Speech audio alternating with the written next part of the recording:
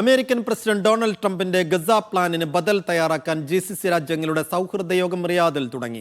March 4-ന് ഈജിപ്തിൽ നടക്കുന്ന Arab ലീഗിലേക്കുള്ള അജണ്ടയും യോഗത്തിൽ തീരുമാനിക്കും.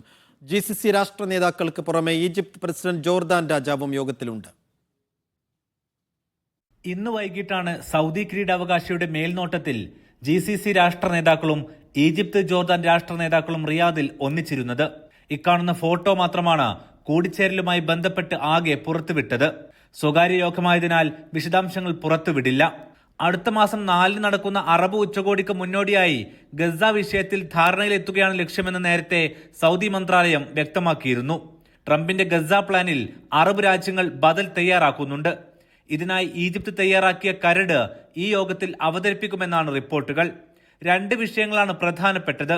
ഒന്ന്, ഗസക്കാരെ കുടിയൊഴിപ്പിക്കാതെ പുനരധിവാസം, ഇതിൽ പ്ലാൻ തയ്യാറാക്കുക. 2, ഗസയിൽ യുദ്ധാനന്തര ഭരണത്തിനുള്ള ചട്ടക്കൂട് തയ്യാറാക്കുക. മാർച്ച് 4-ന് നടക്കുന്ന അറബ് ലീഗിലേക്കുള്ള അജണ്ടയും യോഗത്തിൽ തയ്യാറാക്കും. ഖത്തർ അമീർ Sheikh Tamim bin Hamad Al Thani, UAE president Sheikh Mohamed bin Zayed Al Nahyan, Kuwait അമീർ, ബഹ്റൈൻ കിരീടാവകാശി എന്നിവരാണ് പങ്കെടുക്കുന്ന GCC രാഷ്ട്ര നേതാക്കൾ. ഇവർക്ക് പുറമെ ഈജിപ്ത് പ്രസിഡന്റ് അബ്ദുൽ ഫത്തഹ് അൽ സിസി, ജോർദാൻ രാജാവ് അബ്ദുള്ള രണ്ടാമൻ എന്നിവരും ക്ഷണിതാക്കളാണ്. UAE സുരക്ഷാ ഉപദേഷ്ടാവും ജോർദാൻ കിരീടാവകാശിയും യോഗത്തിലുണ്ട്. Aftab Rahman, media 1, Riyadh.